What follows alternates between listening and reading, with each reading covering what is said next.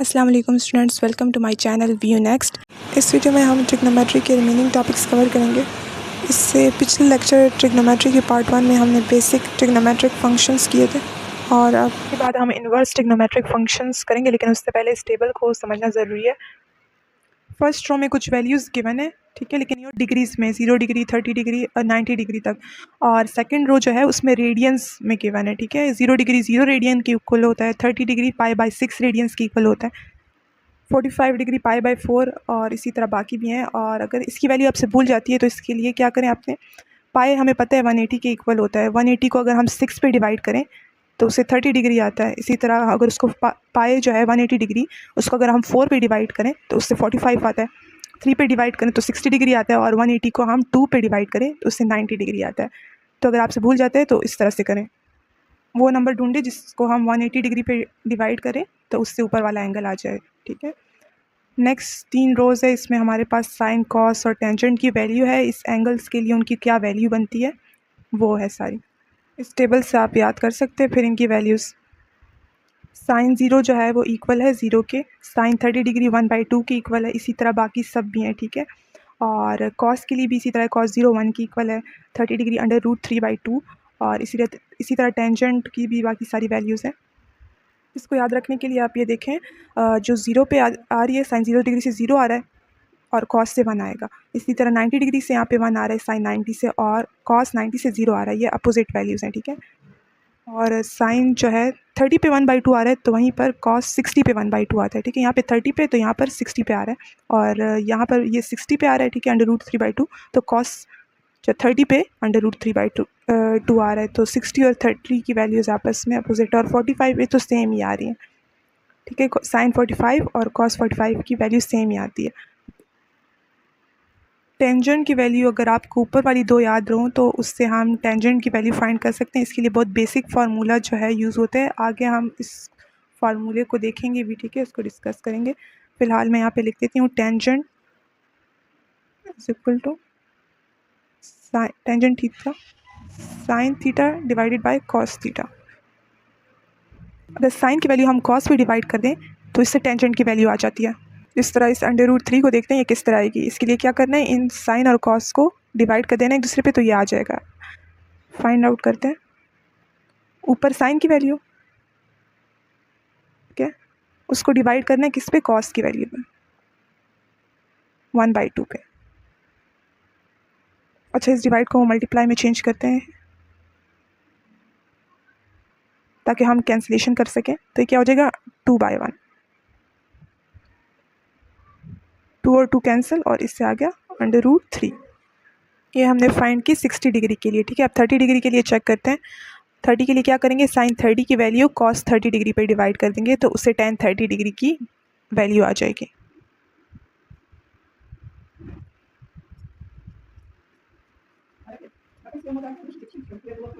इससे जो है हमारे पास 1/√3 आ गया था। ये भी ठीक है, लेकिन हमें ये वाली वैल्यू चाहिए, तो इसके लिए ऊपर नीचे √3 मल्टीप्लाई और डिवाइड कर देना है।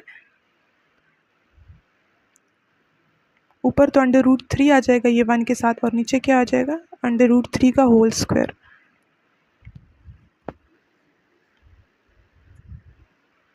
स्क्वायर और स्क्वायर रूट कैंसिल, तो हमारे पास सिर्फ 3 बच जाएगा। आंसर क्या हो जाएगा, √3/3।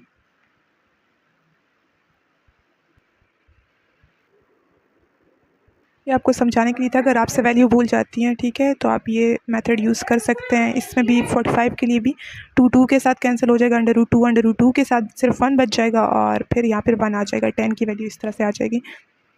इसी तरह ये 0 डिग्री वाली 0 को 1 पे डिवाइड करें तो उससे 0 आता है, और 1 को 0 पे डिवाइड करें तो उससे अनडिफाइन आता है, ठीक है। नीचे किसी भी नंबर को 0 पे डिवाइड करें तो अनडिफाइन आता है। तो ये टेंजेंट की सारी वैल्यूज़ हो गई। इसके बाद अभी इन्वर्स ट्रिग्नोमेट्रिक फंक्शन का टॉपिक स्टार्ट करते हैं। साइन 30 डिग्री किसके इक्वल होते हैं, 1/2 के। Sine 30 degree is equal to 1/2। और अगर हम इन्वर्स लें तो इन्वर्स में क्या होता है, वैल्यू इस साइड पे आ जाती है और एंगल इस साइड पे शिफ्ट हो जाता है, ठीक है। तो साइन इन्वर्स 1/2 से कौन सा एंगल आएगा, 30 डिग्री का एंगल, ठीक है। तो ये किस लिए यूज़ होता है, अगर हमें एंगल गिवन हो और वैल्यू फाइंड करनी हो तो हम सिंपल साइन फंक्शन यूज़ करेंगे। लेकिन अगर हमें वैल्यू गिवन हो और हमसे पूछ रहे हो कि इसके लिए कौन सा एंगल है, इससे कौन से एंगल से ये वैल्यू आती है, तो हम साइन इन्वर्स का फंक्शन यूज़ करेंगे। तो sine inverse 1/2 is equal to 30 degree. इससे ये आ गया, ठीक है। अगर cos 30 किसके इक्वल है, cos 30 डिग्री इक्वल है √3/2 के। cos इन्वर्स लें अगर इस वैल्यू का, तो रिजल्ट में हमारे पास 30 डिग्री का एंगल आ जाएगा, ठीक है। वैल्यू इस साइड पे आ जाएगी और एंगल इस साइड पे cos इन्वर्स में। टेंजेंट के लिए भी सेम ही है, टेंजेंट 60 डिग्री हमारे पास इक्वल है √3 के, ठीक है। टेंजेंट 60 डिग्री √3 के इक्वल है। और अगर हम √3 वैल्यू गिवन हो और हमें एंगल फाइंड करना हो, तो हम टेंजेंट इन्वर्स उस वैल्यू का इन्वर्स ले लेंगे, तो हमारे पास 60 डिग्री आंसर आ जाएगा। इसी तरह टेंजेंट 45 डिग्री हमारे पास इक्वल है 1 के, ठीक है। टेंजेंट 45 1 के, और अगर हम इसका इन्वर्स ले लें, ठीक है, तो उससे क्या आ जाएगा, 1 का इन्वर्स ले लें तो 45 डिग्री आ जाएगा, ठीक है। ये इस तरह से ये सारी हमारे पास इन्वर्स ट्रिग्नोमेट्रिक फंक्शंस हैं। बाद इसी टॉपिक को कंटिन्यू करते हैं। इन्वर्स ट्रिग्नोमेट्रिक फंक्शन के डोमेन और रेंज क्या होते हैं, इस टॉपिक को ज़रूर करें क्योंकि ये MCQs में आ जाते हैं। डोमेन का मतलब क्या होता है कि हम इस फंक्शन में कौन कौन सी वैल्यूज़ पुट कर सकते हैं, कहाँ पर, इस x की जगह पर। तो हम -1 से लेकर +1 तक यहाँ पर वैल्यूज़ इंसर्ट कर सकते हैं। इससे बाहर हमने नहीं जाना। 1 से आगे 2 आता है तो 2 हम यहाँ पे पुट नहीं कर सकते, ठीक है। -1 से लेकर 1 के बीच में जितनी भी वैल्यूज़ आती हैं तो वो सारी हम इसमें पुट कर सकते हैं। और रेंज क्या मतलब, रिज़ल्ट क्या आएगा जब हम ये वैल्यू इसमें पुट करेंगे, तो इससे क्या आंसर आ सकता है, तो वो आ सकते हैं -π से लेकर π/2 के दरमियान में, ठीक है। -π क्या है, -180 डिग्री, और π/2 क्या है, 90 डिग्री, ठीक है। 180 को 2 पे डिवाइड करो तो 90 आ जाए। तो इसके दरमियान में हमारे पास इस रेंज में हमारे पास आंसर्स आ सकते हैं। सिमिलरली cos इन्वर्स x का डोमेन ये रहा, सेम ही है, ठीक है, इन दोनों का। तो और रेंज क्या है, 0 से लेकर π तक। टेंजेंट इन्वर्स x का -∞ से लेकर +∞ तक ये डोमेन हो गया, और रेंज क्या है, -π/2 से लेकर +π/2 तक। नेक्स्ट टॉपिक है सॉल्विंग ट्रिग्नोमेट्रिक इक्वेशंस।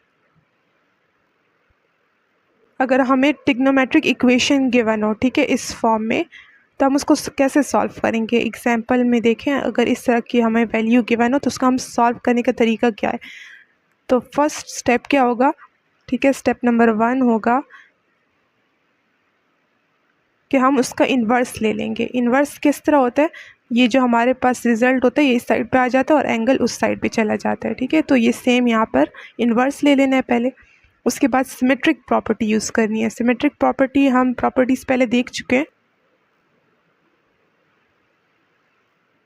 ये वो प्रॉपर्टीज़ का टेबल है, ठीक है। इसमें सिमेट्रिक प्रॉपर्टी कहाँ है, कॉस की ये रही, ठीक है। इसको ऑड इवन प्रॉपर्टी भी कहते हैं। इसमें क्या है, cos -θ और cos θ हमारे पास इक्वल है, ठीक है। ये सिमेट्रिक प्रॉपर्टीज़ हैं। तो यही सेम यहाँ पे भी लिखा हुआ है, cos -θ और cos θ इक्वल है। ये सेकंड स्टेप हो गया, ठीक है, स्टेप नंबर 2। और लास्ट स्टेप नंबर 3 क्या है, हमने पीरियोडिक प्रॉपर्टी यूज़ करनी है cos θ की।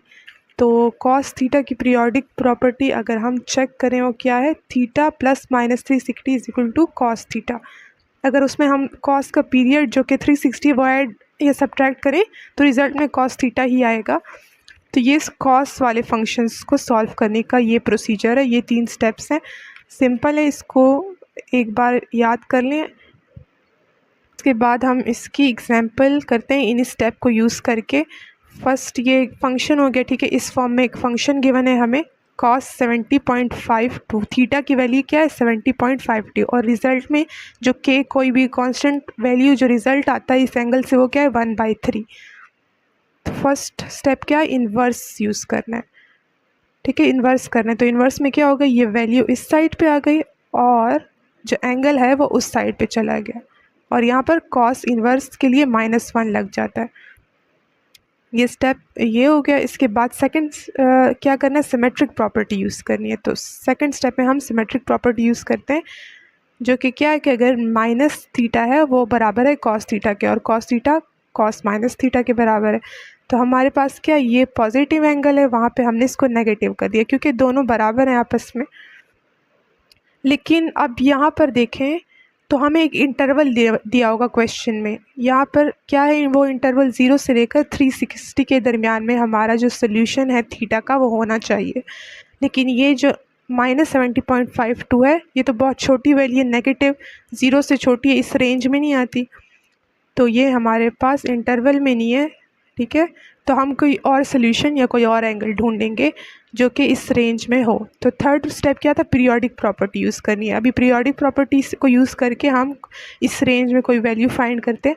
कॉस -70.52 में अगर हम इससे सब्ट्रैक्ट कर दें 360 तो फिर तो ये और भी छोटी वैल्यू हो जाएगी, तो हम एडिशन वाली यूज़ करेंगे। ठीक है, एडिशन, ये थीटा था, इसमें हमने 360 ऐड किया तो 289.48 डिग्री आ गया। तो ये हमारे पास इस रेंज में है। ठीक है, 0 से लेकर 360 के दरमियान में ये वैल्यू आती है।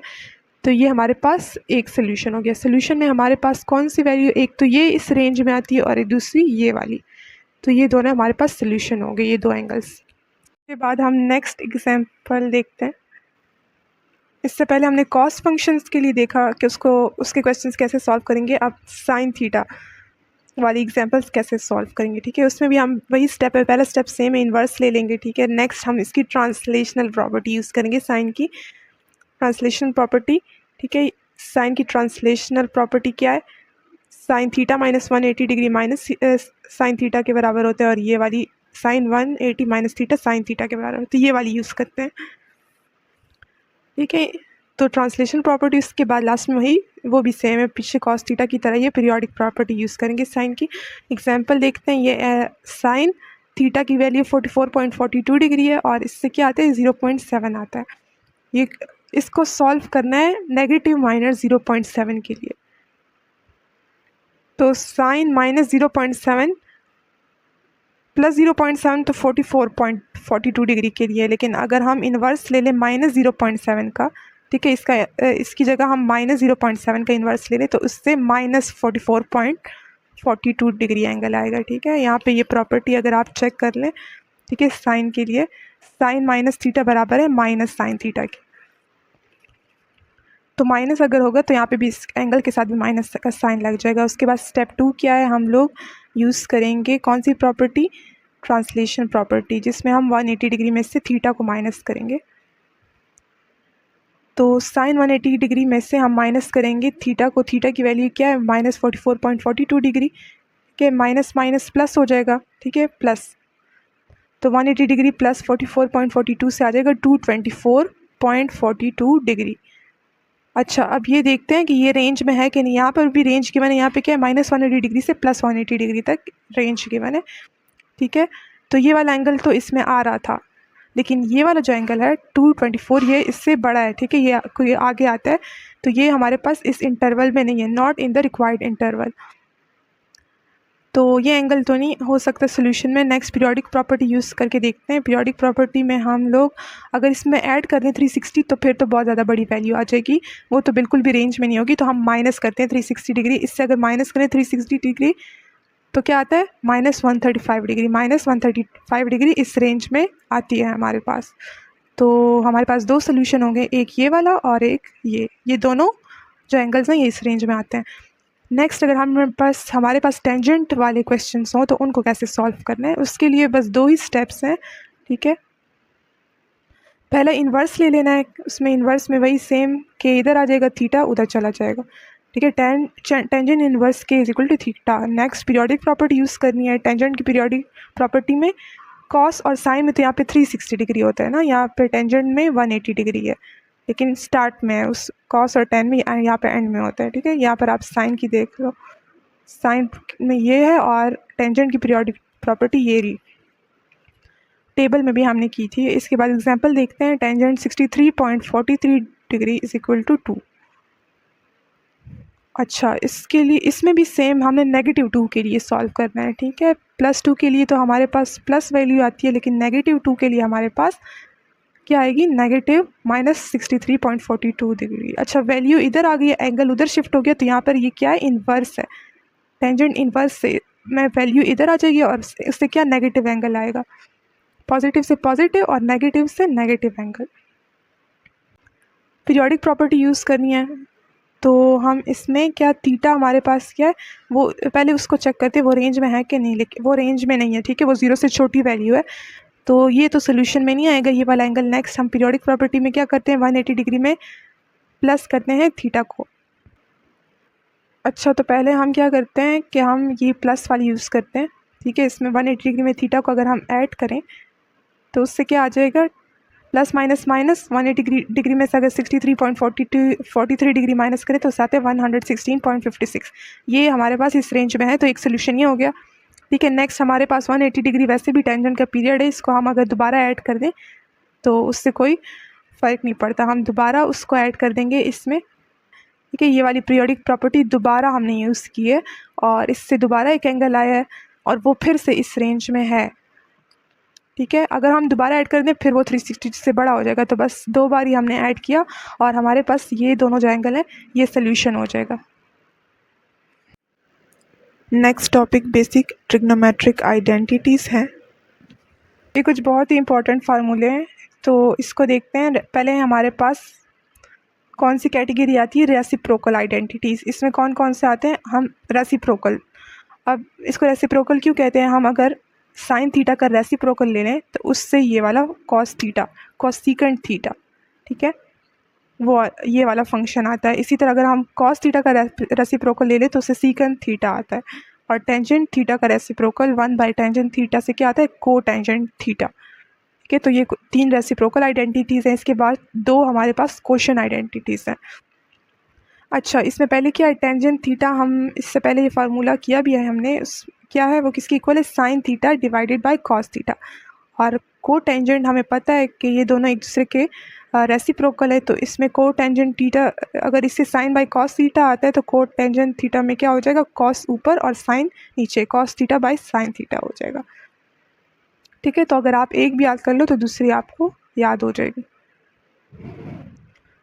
पीरियोडिक प्रॉपर्टीज़ हम कर भी चुके हैं, ठीक है। साइन का पीरियड क्या है, 2 पाई, तो साइन थीटा प्लस 2 पाई करेंगे, उससे दोबारा साइन थीटा आ जाएगा। कॉस के लिए भी 2 पाई, टेंजेंट में यहाँ पर पाई यूज़ होगा, ठीक है। उसका पीरियड जो है पाई है 180 डिग्री, उससे टेंजेंट थीटा आ जाएगा। अच्छा, साइन और कोसीकेंट का और कॉस और सीकेंट सब का 2 पाई है, ठीक है। और टेंजेंट और कोटेंजेंट का पाई और इसका भी पाई, ठीक है। ये आप देख लें। इवन ऑड में क्या है, पहले sine minus theta is equal to minus sine theta. अगर कोई नेगेटिव एंगल है उसके साथ साइन लगा हुआ है तो पूरा फंक्शन हमारे पास नेगेटिव होगा। कोसिकेंट के लिए भी सेम है, cosecant minus theta is equal to minus cosecant theta. Cos minus theta जो है वो डिफरेंट है, इसके लिए हमारे पास पॉजिटिव कॉस थीटा, ठीक है। अगर कोई नेगेटिव एंगल हो तो वो पॉजिटिव के बराबर है, cos minus theta is equal to cos theta. Secant theta भी सेम है, कॉस थीटा और सीकेंट थीटा एक जैसे हैं, secant minus theta is equal to secant theta, यहाँ पे माइनस का साइन नहीं होगा। Tangent minus theta minus tangent theta की इक्वल है, ठीक है। टेंजेंट और कोटेंजेंट का वही सेम साइन और कोसीकेंट की तरह है। नेक्स्ट पैथागोरियन आइडेंटिटीज़ हैं। इसमें पहली है sine square theta plus cos square theta is equal to 1, कि साइन का स्क्वायर ले लेना है और अगर उसको हम ऐड कर दें कॉस स्क्वायर थीटा के साथ तो वो 1 की इक्वल होगा। नेक्स्ट है tangent square theta plus 1 is equal to secant square theta, और 1 plus cotangent square theta is equal to cosecant square theta. ये कुछ ट्रिग्नोमेट्रिक आइडेंटिटीज़ थी जो आगे एग्जाम्पल्स में यूज़ होंगी। अच्छा, ये एग्जाम्पल है हमारे पास, tangent t minus cos t divide by sine t cos t, theta की जगह यहाँ पे टी यूज़ हुआ है तो इससे कोई फ़र्क नहीं पड़ता, ठीक है। और इस साइड पे राइट हैंड साइड पे क्या है, secant square T minus cosecant square T. तो हम ये लेफ़्ट हैंड साइड लेंगे, इसको तब तक सॉल्व करना है जब तक इससे राइट हैंड साइड ना आ जाए। हमें ये प्रूफ करना है कि ये दोनों इक्वल है, ठीक है। तो ये लेफ़्ट हैंड साइड यहाँ पे लिख ली, और अब इसको आगे क्या करना है, यहाँ पे बीच में माइनस है ना, इन दोनों के बीच में माइनस का साइन, और डिनोमिनेटर में क्या लिखा है, साइन टी कॉस टी। तो हम ये ऐसा कर सकते हैं कि इसको इन दोनों पे सेपरेटली डिवाइड कर दें, इस पे अलग और इस पे अलग, ठीक है। तो बीच में माइनस साइन था, टेन टी पे अलग डिवाइड कर दिया और कॉस टी पे अलग से, ठीक है। इसको सॉल्व करने के लिए है। नेक्स्ट इसमें से हम ये टेन टी और यहाँ से कॉस टी जो है बाहर कर देंगे, ठीक है। टेंजेंट टी इधर आ गया और माइनस कोटेंजेंट टी इधर आ गया, बाकी वही सेम है। अब क्या होगा कि टेंजेंट टी हमने देखा किसके इक्वल है, sine T divided by cos T के इक्वल आइडेंटिटीज में हमने किया था, और को टेंजेंट टी जो है इक्वल है cos t divided by sine t के। ठीक है, टेंजेंट टी इक्वल है sine divided by cos T के।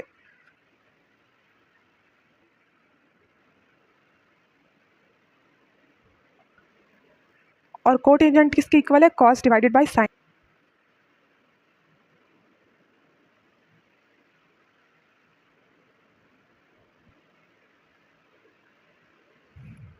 नेक्स्ट स्टेप में यही किया है, टेंजेंट टी की जगह साइन बाय कॉस टी और को टेंजेंट की जगह cos t divided by sine T लिख लिया है।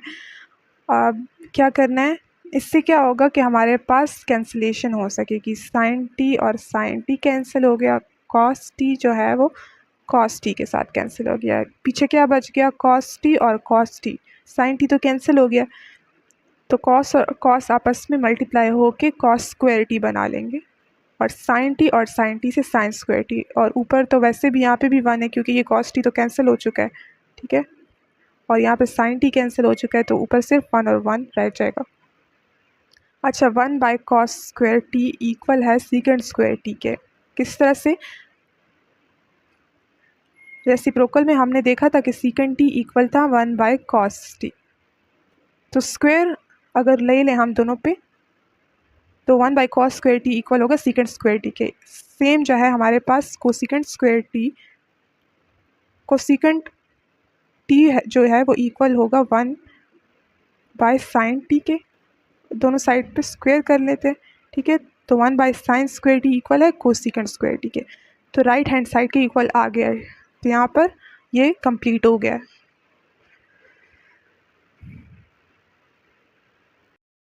यहाँ तक आपका ट्रिग्नोमेट्री का चैप्टर कंप्लीट हो गया है, और नेक्स्ट में हम स्टैटिस्टिक्स स्टार्ट करेंगे। अगर ये लेक्चर आप लोग के लिए हेल्पफुल रहा हो तो लाइक, शेयर और सब्सक्राइब कर दें। थैंक यू, अल्लाह हाफिज़।